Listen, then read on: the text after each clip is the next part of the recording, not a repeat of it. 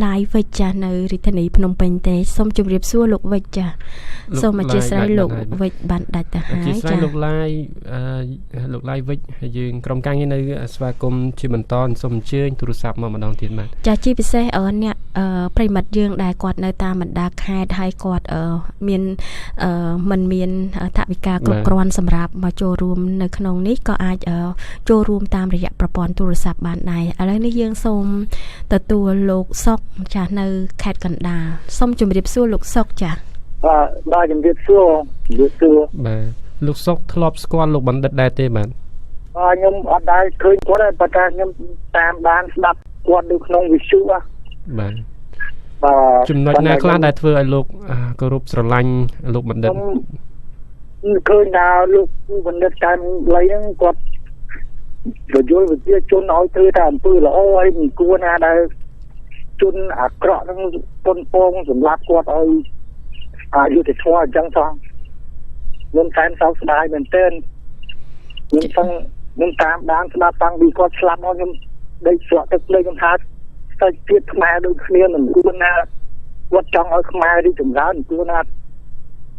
ជនអាប្រៃនឹងដាច់ចិត្តទៅសម្រាប់គាត់បាទបងលោកអញ្ជើញមកចូលរួមពិធីដង្ហែសពនៅថ្ងៃស្អែកនេះទេខ្ញុំអត់បានចូលរួមការទេព្រោះខ្ញុំពិការភ្នែកខ្ញុំអាចបងទទួលបកហៅបងប្អូនទៅឈរនៅផ្លូវជាតិលេខ3ចាំទទួលអូមដំណើរលោកពូបណ្ឌិតបងខ្ញុំអត់មានលទ្ធភាពខ្ញុំមានលទ្ធភាពតែប៉ុណ្្នឹងហើយខ្ញុំសំណូមពរឲ្យបងប្អូនទាំងអស់គ្រប់គ្នាតាមផ្លូវជាតិលេខ3ហ្នឹងមកឈរនៅខ្នល់កាន់ដុំជាតិខ្មែរម្នាក់មួយសម្រាប់ទទួលលោកពូបណ្ឌិតឲ្យគាត់ទៅបានទៅសុខតិភពចាឲ្យតែលោកមានសន្តានចិត្តប៉ុណ្ណេះប្រឡឹងលោកបណ្ឌិតនឹងបានដឹងនៅទឹកចិត្តដ៏ស្មោះរបស់លោកចាទោះបីជាលោកមិនមានថវិកាឬក៏សមត្ថភាពគ្រប់គ្រាន់ចូលរួមក៏ដោយចាលោកសុកមានជាសារអីចូលរួមរំលែកទុក្ខក៏ដូចជាឧទ្ទិសកុសលទៅកាន់លោកបណ្ឌិតចាខ្ញុំថាខ្ញុំជូនពរឲ្យលោកពូបណ្ឌិតកែមលៃឲ្យគាត់ទៅកាន់សុគតិភពឲ្យខ្មែរគ្រប់គ្នាយកគំរូតាមគាត់ហើយនឹងជូនពរដល់ភរិយានិងកូន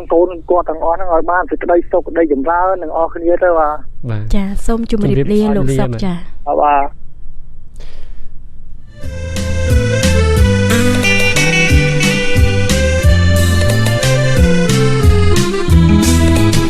នេះជាការផ្សាយផ្ទាល់ពិសេសរបស់ VOD